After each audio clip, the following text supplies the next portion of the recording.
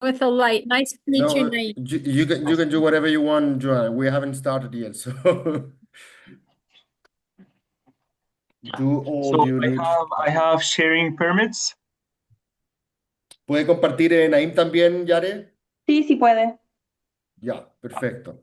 Entonces va a ir John primero como por media hora, Naim, and afterwards it's your turn.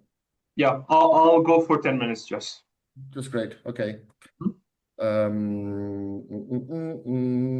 Entonces, ¿qué hora es ahora? Well, the light here just isn't great. What can I say? Doesn't matter. I mean, if you're gonna be sharing some slides, Yeah. It looks okay to me. Oh, does it? I'm getting all kinds of weird reflections on my glasses. Uh, Oh, well. so we will wait for 2 minutes. Remember, John, that this is Latin American time, so two means two.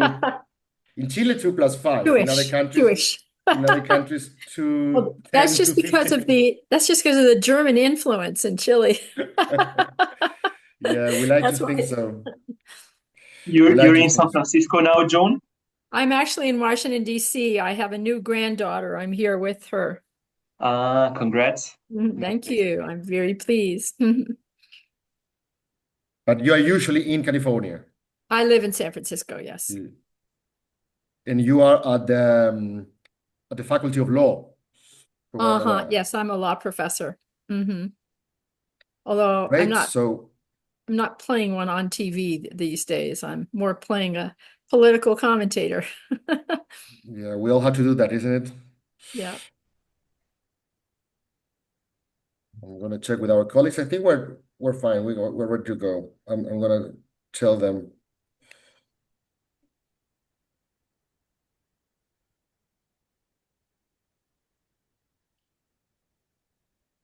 Yare, whenever you're ready, cuando quieras, It's comenzamos. ready.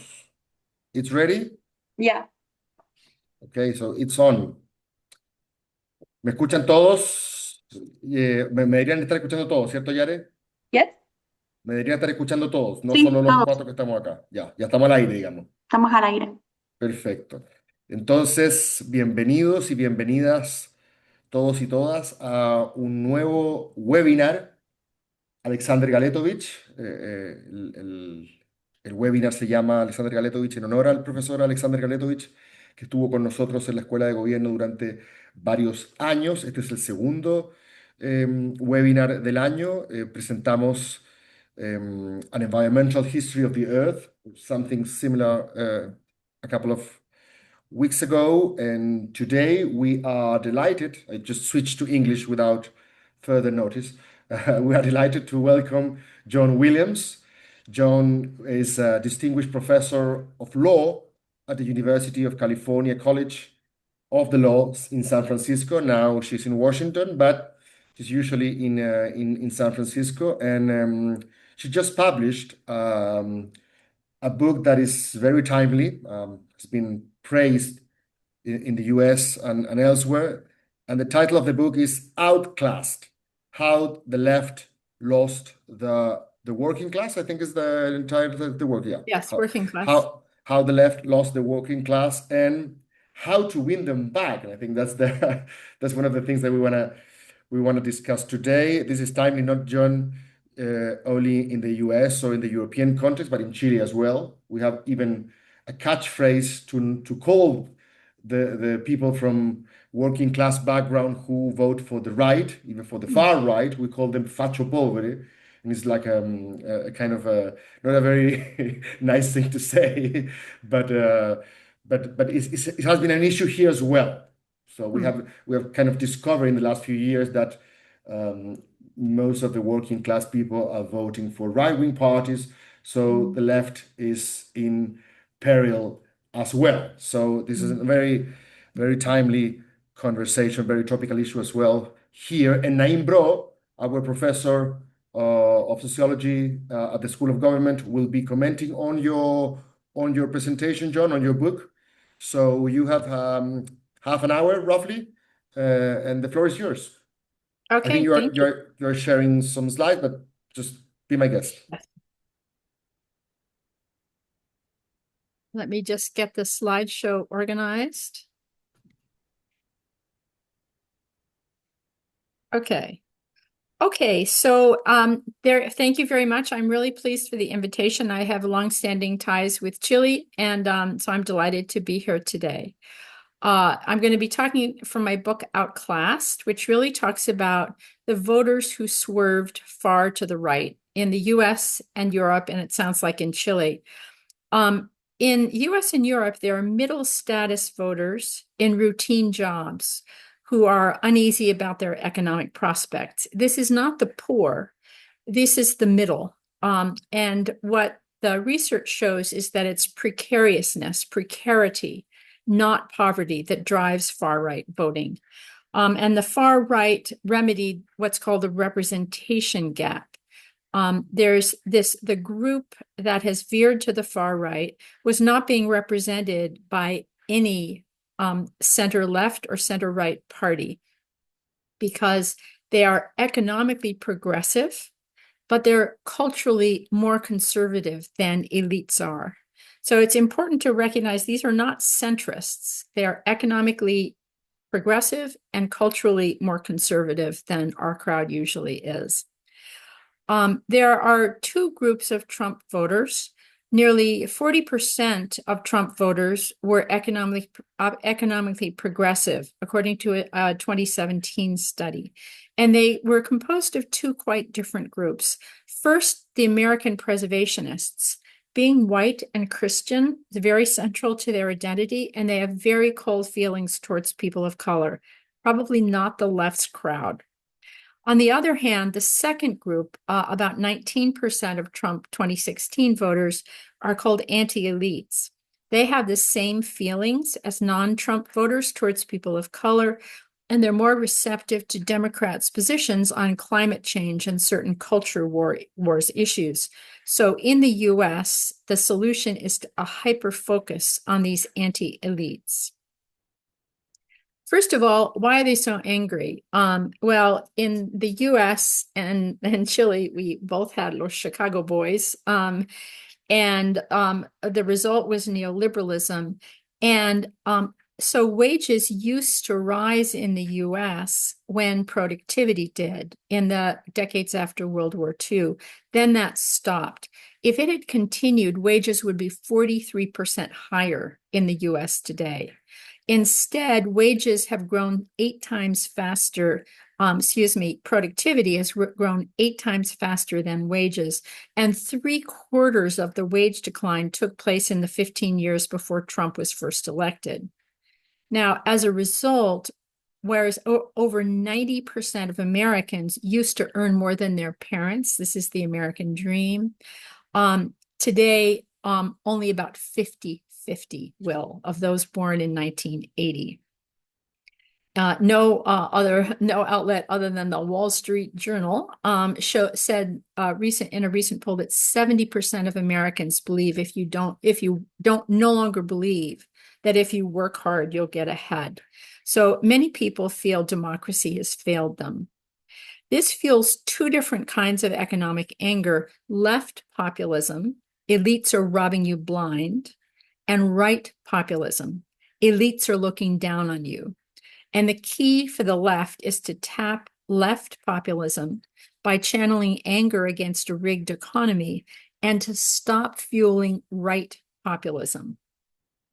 In the US, Democratic candidates have finally learned to stop calling ordinary people deplorables, as Hillary Clinton did, but Democrats' brand will be damaged until their college-educated base stops calling them deplorables in private.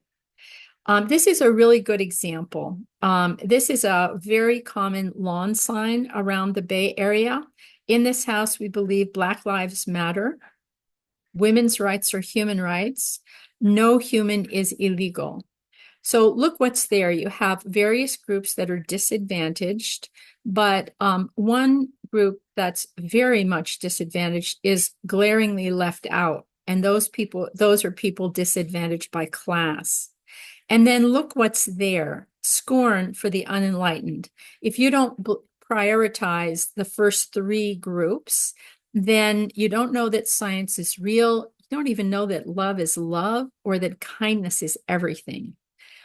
So this is a very clear description of feeling rules that among a certain group of college-educated liberals, you have to feel pained about racial hierarchy, gender hierarchy, and immigrants plight, but that's accompanied by scorn for the unenlightened, and that fuels right populism. In order to get over this, one of the things that's really important is to realize that the logic of life differs by social class. Elites, we pride our, and I'm going to speak with the of the elites as we, because I'm one of them. We pride ourselves on cosmopolitanism. Traditionally, elites distinguish themselves from those of the lower orders through a taste for high culture. And that was true till about 1980. But today, the way we distinguish ourselves is by our pride in being cosmopolitan global citizens. And I'm going to give you a chance at the end to take the class bubble quiz. In the United States, I can tell in 10 questions whether you're a member of this middle 50% that we're talking about or the top 25% college grads. And the most predictive question is this one: which of the following are you most likely to go to? A family chain style restaurant like Olive Garden, or a really an ethnic restaurant with really authentic food? Me and my crowd, we all choose the second, the ethnic restaurant. That's a way of displaying our cosmopolitanism, our taste for food, culture, language, not our own. In sharp contrast, non-elites remain not cosmopolitan, but very rooted. They get their jobs through very localized clique networks. In the United States, that's how they get their childcare too. It's certainly how they get their social honor. If you're someone who sells tires or toilets, you want to hang around with people you've known your whole life who know that you're not just the toilet guy. And also, non-elites tend to be more patriotic than elites, because everybody tends to stress the high status vectors they belong to. And so my crowd, we stress that we're globalized elites. I mean, I always stress I partly grew up in Venezuela. That's part of this display. But for non-elites, being American is one of the only high status categories they belong to. So they tend to be much more patriotic than elites are.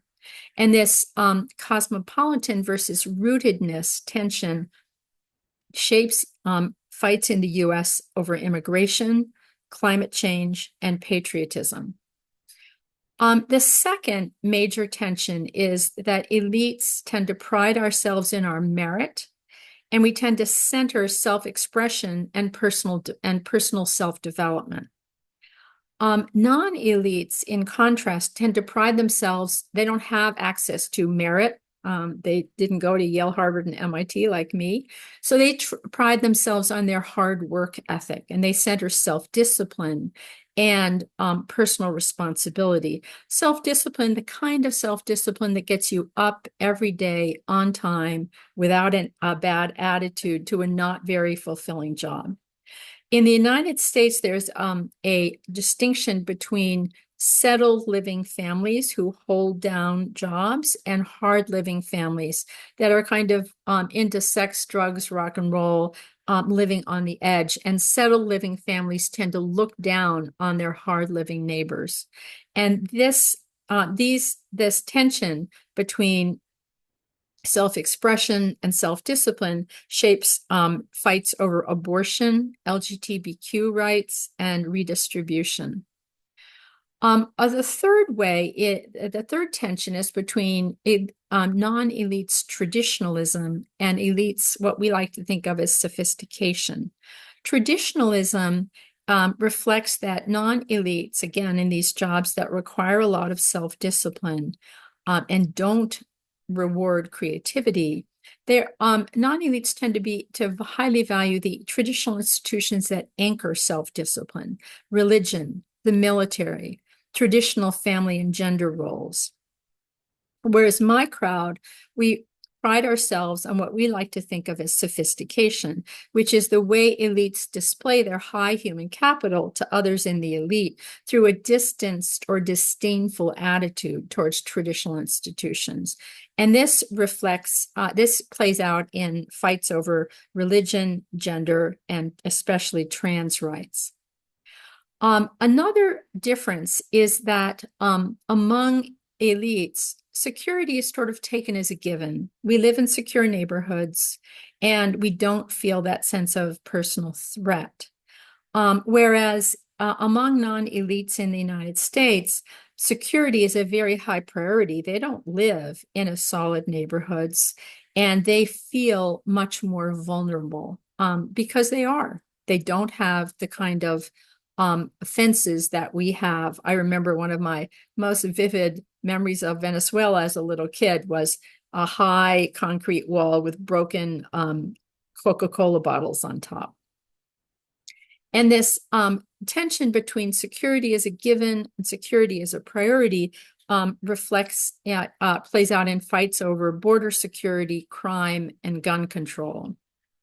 So remember the lawn sign, the path past populism is not only to appeal to more working class voters, but to do so at the same time as you keep the college-educated base that cares more about defense of democracy, immigration, climate change, and various culture wars issues.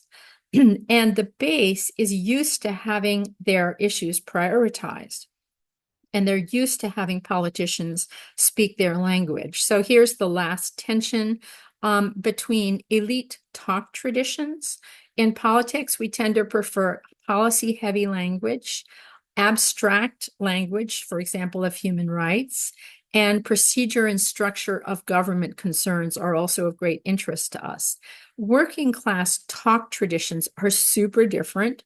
They tend to prefer politicians that talk the way people talk in everyday life, people who sound like a populist, not like an activist.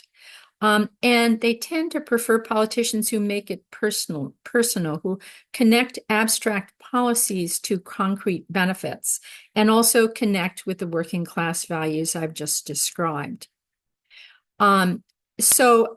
This is why the representation gap that I described at the beginning is why, in the eternal words of Democratic strategists here in the US, it's the economy stupid. The reason that for Democrats in the US, it's the economy stupid that they have to focus on is that those are the issues they potentially share with the working class, whereas the cultural issues they do not share with the working class.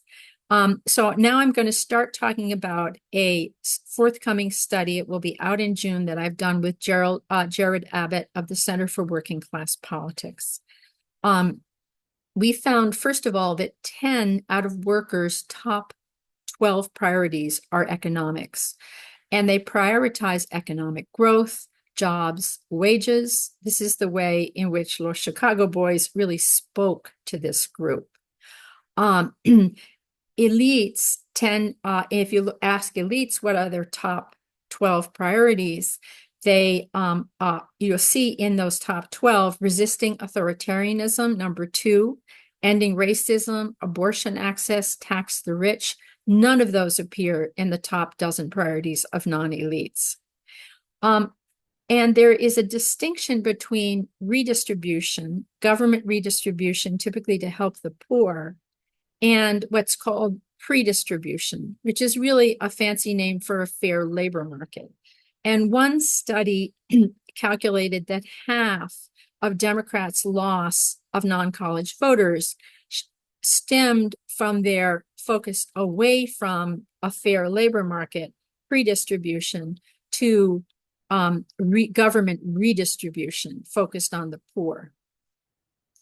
In the US, focusing on the economy, it really means creating a coalition between the working class voters who lost their solid blue-collar jobs a generation or two ago, and younger college grads who today in the US, they can't get full-time work in their 20s, and they can't afford houses and childcare in their 30s. So that's the economic coalition that needs to be at the center. With the key theme, hard work should pay off in a stable life. So in the United States, this is so controversial to say this, and people say, isn't resisting authoritarianism our top priority?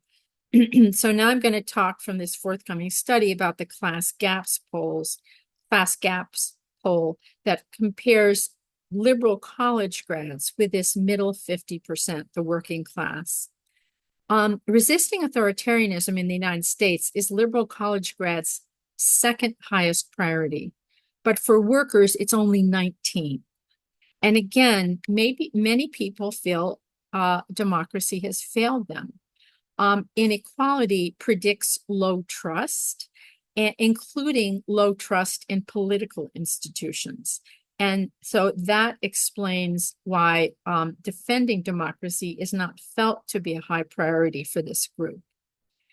What that means is to defend democracy in the short term, we need to do something really different from what we need to do to defend it in the long term.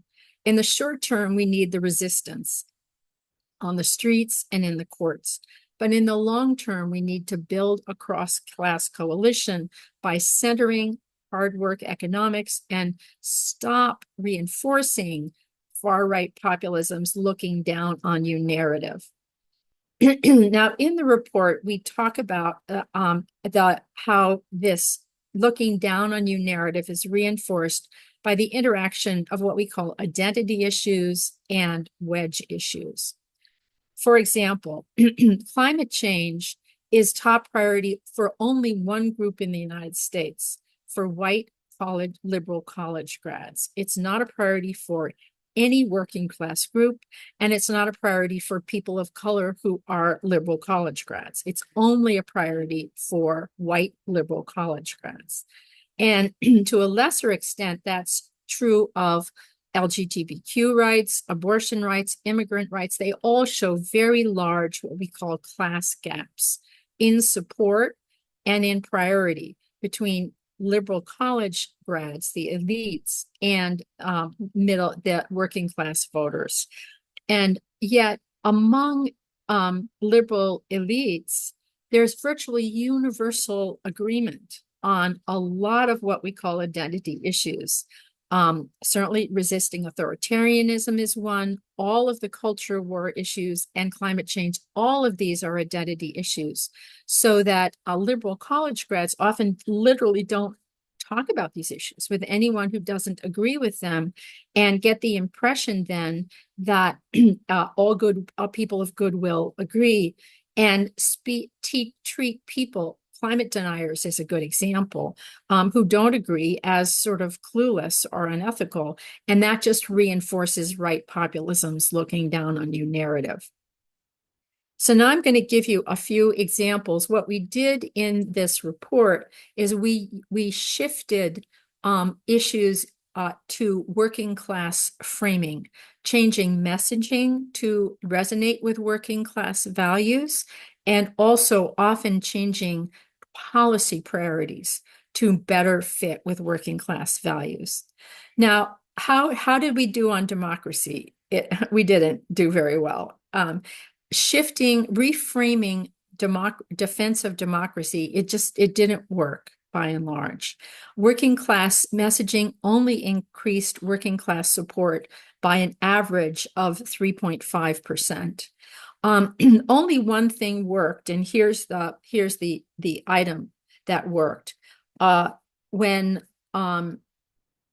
Donald Trump puts himself above the law, it leads to corruption that raises costs for working people while he and his rich friends get richer. This garnered by far the highest level of support of any defense of democracy formulation, 58%. Why did it work? Number one, it uses anti-elitist language. And number two, it ties resisting authoritarianism to kitchen table economics. So workers don't care about defense of democracy, so tie it to something they do care about, which is kitchen table economics. How about immigration? There are large class gaps on immigration. It showed the second largest average class gap in support between elites and non-elites. And that's because, of course, the elite feeling rules have that global focus, whereas non-elites feeling rules don't. Instead, the disorder at the border, which I know has been, there's both Chile and US have had big influxes of immigrants, partly because of Venezuela, partly because of larger issues. But that disorder really triggers the security is a priority value of the working class. Also, the fact that many of these immigrants are illegal is very troubling to many in the working class. Again, these folks are raised to be rule followers. If I have to follow the rules, so should everybody else.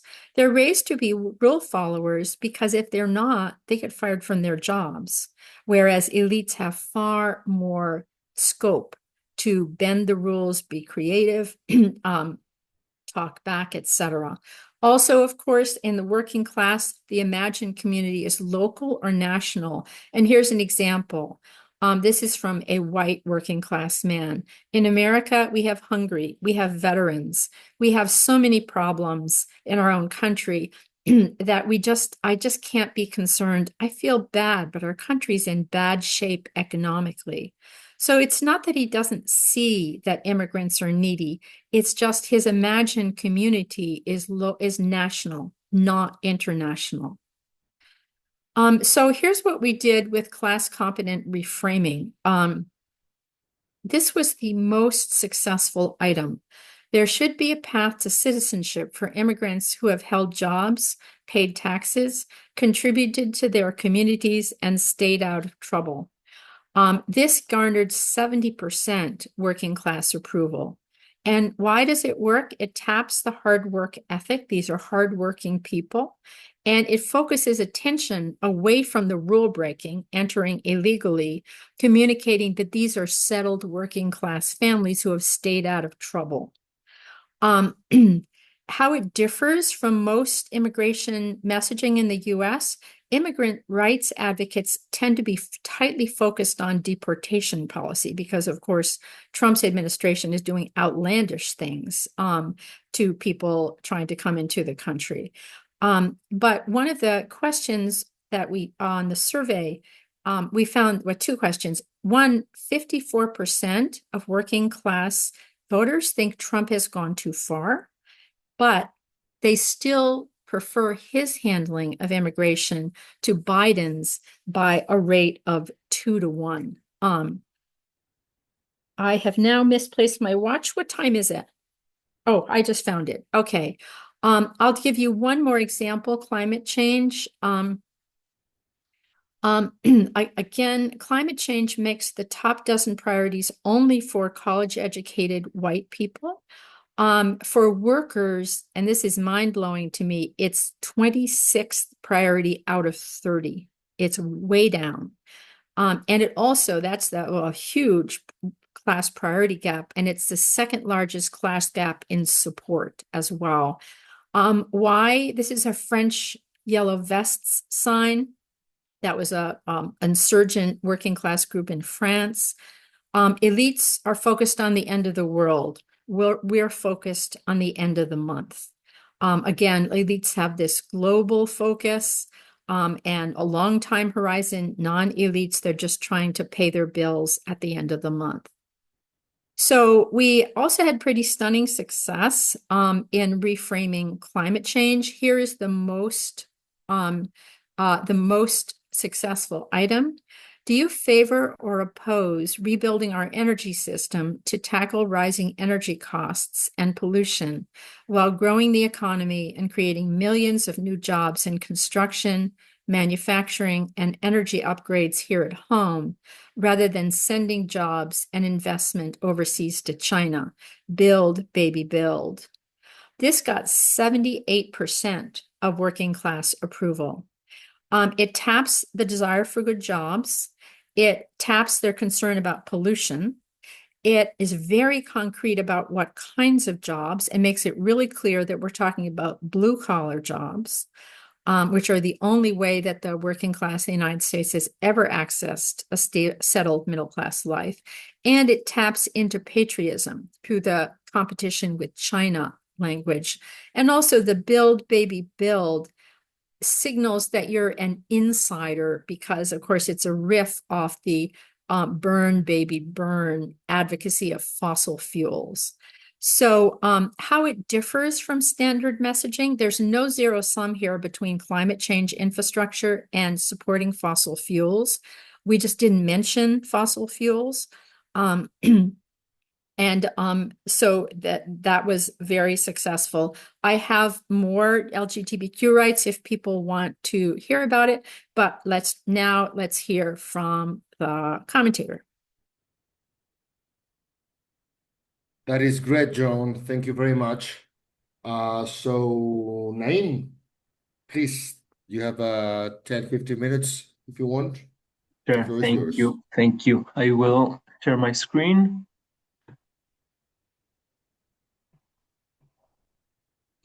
Okay, so thanks a lot to Joan. This was a marvelous presentation. The book was wonderful as well. Professor Williams was very, very kind at the end of every chapter to have a nice summary of the chapter, but the book was so good that you wanted to read the whole chapter. So here it is. It's really, really good. So suggested to everyone. I thought, so there are many angles which one could discuss the book. I thought that maybe Professor Williams, as well as the audience, would be interested in comments in relation to how the argument lands in Chile. Yeah, so that I decided to show some data on Chile and how it dialogues with both the narrative that's in the book. So okay, so just to reiterate some of Professor Williams' argument, she already displayed the arguments very well, but to keep them in mind. There is, the people that have shifted to the right are not the poor, but those in the middle lower status. They can be working class, pink collar workers, and there is a resentment that has been building in the last several years and decades, where they see or they hear progressive culture as saying they think they are better than us, right? Which produces a type of resentment. And the remedy the book proposes is a multiracial cross-class coalition on economic populism that respects working class moral intuition. And much of the book is a guide to such moral intuitions. So I wanted to see how the more structural narrative that underlies this discussion maps on the Chilean reality. Yeah. So one distinction that's very important in the book, which builds on previous political science, is the very important distinction between those with a college degree and those without one. And the stylized story is that those with no college degree, they used to vote Democrat, but now they vote Republican. Those with a college degree, on the contrary, they have shifted on the other way, right? They used to vote Republican. Now they mostly vote Democrat. So I wanted to see if that's also true in Chile. In Chile, we have the CEP survey. This is one of the most reputable surveys we have in Chile. We have data since the early 90s, and we can compare actually the position of college degree holders versus non-college degree holders. This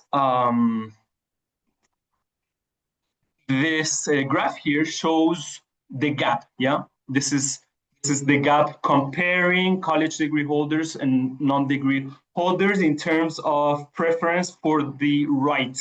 Yeah, and here in that survey you have questions that ask what ideology they feel close to. And we don't see a gap, and we certainly don't see a big gap, and we certainly don't see a growing gap in the last 20 to 30 years. Okay, so this is a story that's different from the US story, where you do have a growing gap, and that's the big story that Professor Williams builds on. However, there is a gap between the college degree holders and the non-college degree holders that has been growing, and I'll show it right away. This is a graph that shows questions in the survey. This is a longitudinal survey, I mentioned that, where people are asked how close they feel to politics, yeah? When you compare people with a college degree and those without a college degree, what you see is that people with a college degree, they've always tended to say that they're more interested in politics than non-college degree holders. However, that gap has increased substantially in the last 30 years. Yeah, okay, so this is a gap, a different story. It's not totally different, but what we see in the US and Europe is the working class, or here, the non-college degree holders moving to the right, whereas in Chile, we see this segment of the population actually disengaging from politics. There is a gap that is more similar to the US story, which is the gap between the urban and the rural voters. Yeah, this is another source of data. These are electoral results since 1989. Generally speaking, the countryside tends to be more conservative than the urban population. That's been like that for many years. But in Chile, that gap had been narrowing down up to the mid-2010s. In the election between Bachelet and Matei, that was 2014, the countryside voted more to the left than the cities. Yeah, so that's very interesting. But since then, the rural-urban gap has been growing. This is also true in the US. Except that in the US, that gap had started growing in the late 90s, and that's been shown by people like Susanne Medler and Trevor Brown. Yeah. Okay, so this is a more similar story to the US scenario. However, what I think is the bigger story in Chile, which echoes the US story, is the divergence between what some have called the merchant elite and the Brahmin elite. These are terms that Professor Williams uses in her work. The terms were coined by Thomas Piketty, where you have within the elites a shift a merchant elite that have remained on the right, and the growth of a progressive elite that has moved to the left. Okay, so what I'm showing in this graph, this is a PCA, a principal component analysis over a source of data that's quite interesting. We had a constitutional process a few years ago. This is the constitutional process of 2023. And in that constitutional process, we had popular initiatives where citizens could propose popular initiatives. Yeah. And we have data on what people were voting for and what part of Chile they were from. Yeah. So when you run a principal component analysis over the distribution of votes in the communes of Chile, these are equivalent to the counties, you find a triangle type structure where here you have most of Chilean communes, more than 300, but then you have two poles, yeah? You have a pole here, you have a pole here. This is for, the Chileans will know this, but maybe Professor Williams doesn't. These are the 6 wealthiest communes in Chile, yeah? But these communes are internally divided, yeah? Here are communes that one would I lived call... in Providencia. Oh, okay, amazing. Okay, good. So maybe you know, yeah. Not So Las these Condes. and Las Condes, great. Not Las Condes. I would love to know more about that story. But what could refer to these communes using your terms as Brahmin communes, and these as merchant communes, yeah? Let's see what do in the popular initiatives in the second constitutional process. Let's see what Brahmin communes were promoting, yeah? These are the 5 most voted initiatives for these communes. One was derecho a los cuidados, the right to be cared for, public education, reproductive and sexual rights, nothing without us, the feminine us, and water for life, yeah? So obviously very progressive initiatives, whereas the most voted initiatives for merchant communes were not with my money, the right of parents, all lives matter, and a police that protects us. So obviously more conservative initiatives. So within the Chilean elite, you have an internal bifurcation. And the interesting thing about this is that this is it's a bifurcation that has grown over time, yeah? So this is the same graph I showed a few slides before. Now let's map the merchant communes since 1989 up to 2025. Okay, so merchant communes tend to be on the right, yeah, much more to the right than the Chilean average. Let's see what happens with Brahmin communes. Brahmin communes have historically been to the right of the country.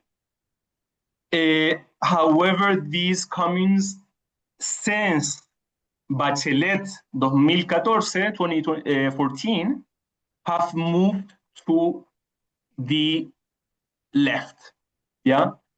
To the point that in the last election, 2025, they were the most left-wing coalition or group among the groups that I'm plotting here, yeah? So I think this is the big story in Chile.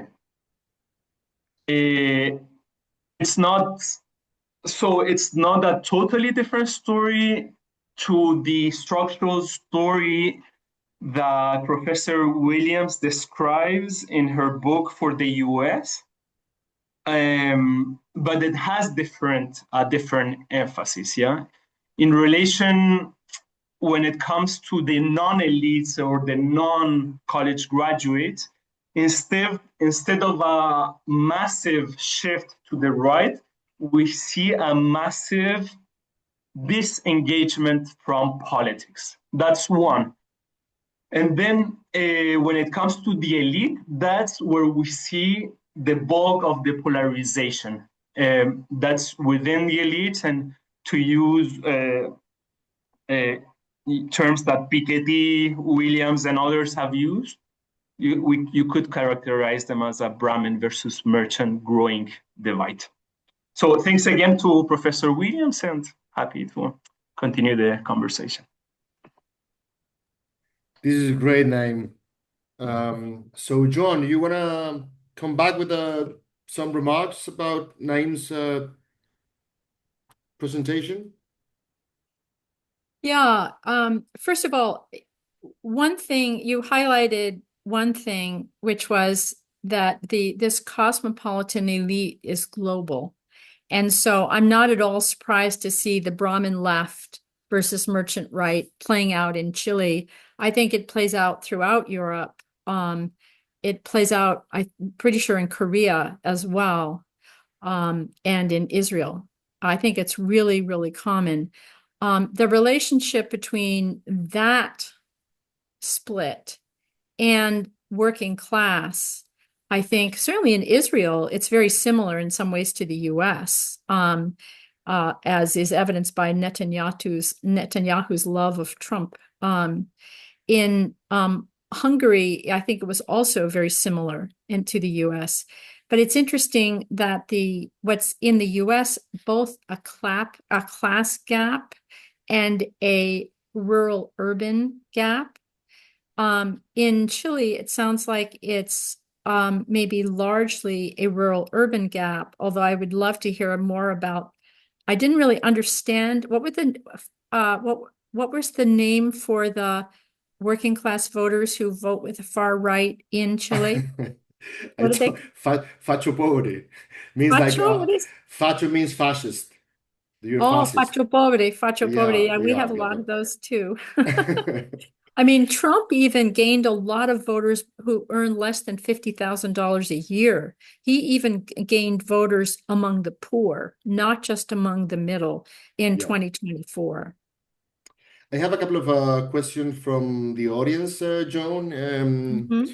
So Danielle, who's a faculty colleague here, Danielle asked, you said that for working class people, and I quote here, resisting authoritarianism only ranks as the 19th priority. Do you think this is because they do not care about living in a democracy versus an authoritarian regime? Or is it because they do not feel democracy as such is threatened right now?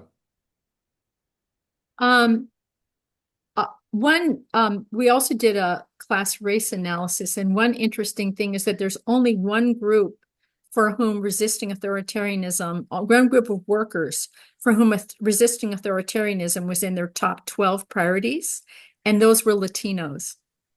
I think because a lot of them come from Venezuela or Cuba, so they could have been there, done that.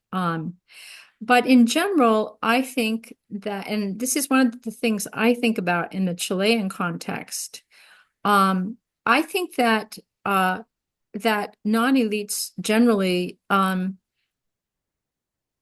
counterfactual aside, or that fact aside, they're just not into structure of government issues. They're into issues that are going that politicians that will show them in very concrete ways how they're going to make their lives easier, typically economically, or else how they're going to honor cultural values that they already hold.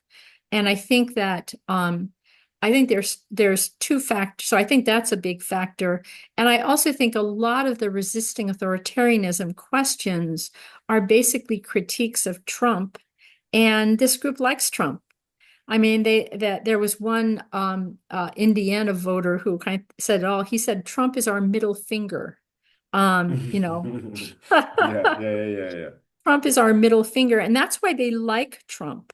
So I think to the extent that people are always whining about Trump and authoritarianism, I think that also corrodes the loyalty to resisting authoritarianism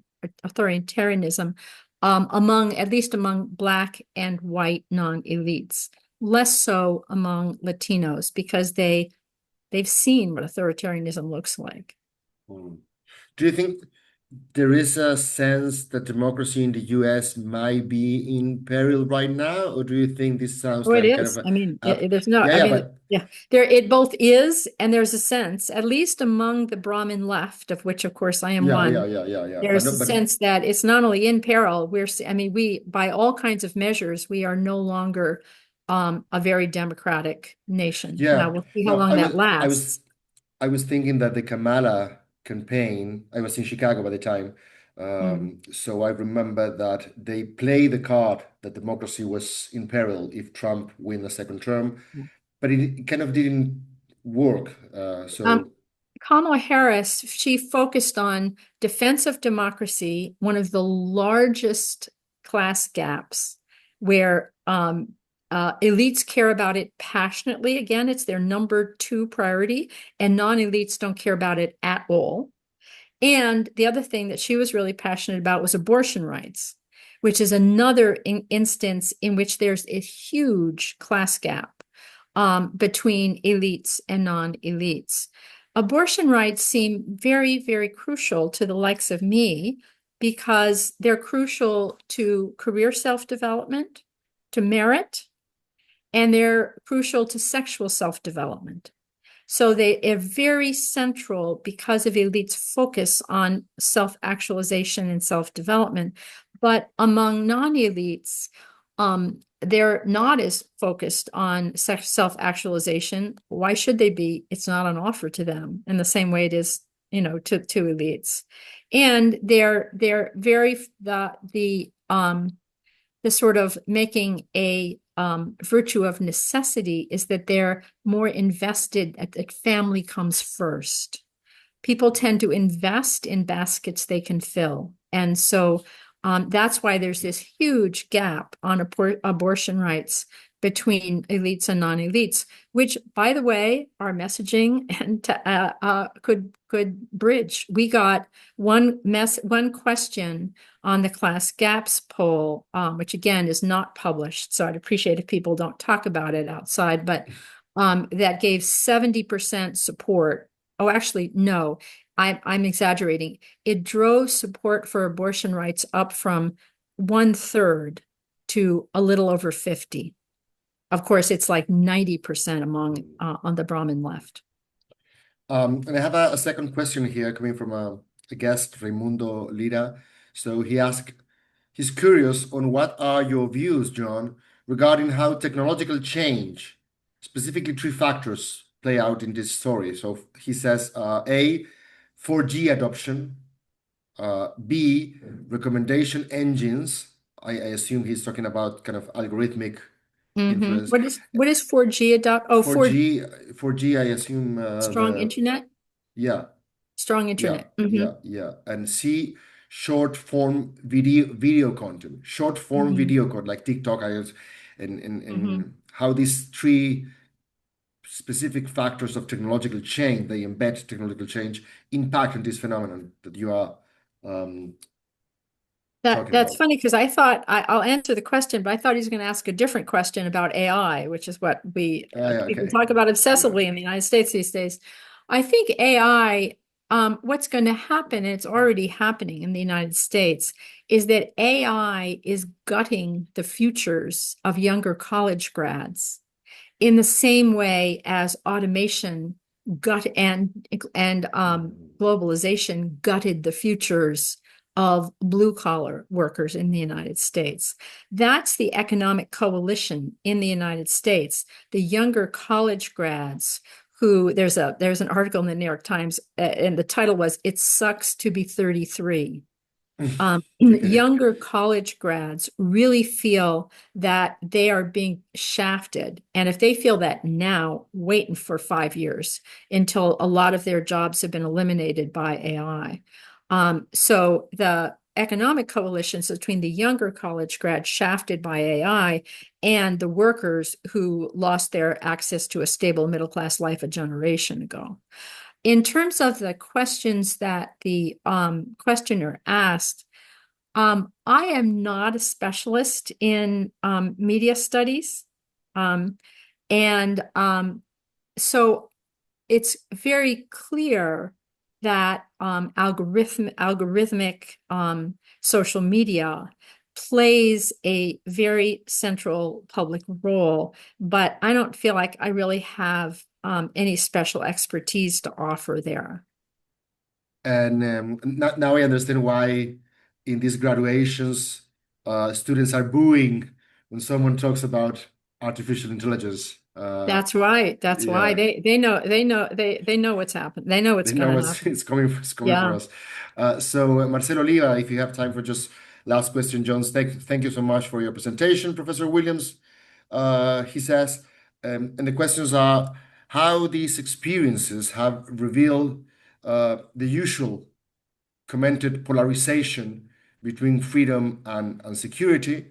And secondly, recent surveys show a concerning rise in authoritarian preferences among young Chileans as well, Hmm. heavily driven by between 15 and 19 years old. Hmm. Yeah, 15 and 19. Um, is there any space for discussing intergenerational democratic values? So the first one is about polarization between freedom and security, and the second one, this sort of intergenerational gap on how we value democracy. I would love to know with respect to the second, whether that's chiefly the men. Yeah, oh, yeah. I don't know. I think in Chile, like, well, Naim may know more about this, but I think in the 2021 election, there was a gap between men and women, younger men voting for the right and younger women voting for the left. Yeah. Um, and I think in Argentina, with Milei, it's pretty much the same. So usually they lump together our case, the Argentinian case, with the US, with the UK, with the German case, with the It's true Korean in case. Korea. Yeah. Yeah. Uh, Yeah, I mean, this is really a part of the inheritance of neoliberalism, where neoliberalism drove inequality of income.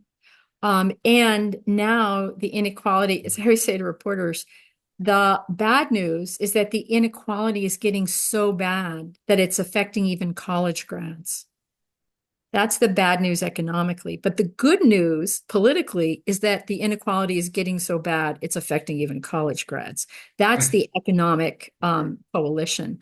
But it's particularly younger men because in both of our countries, the identity of being a man to be reckoned with is so tied up with being a provider that the sense of identity threat subsequent to neoliberalism because of the growth of inequality is very personally felt.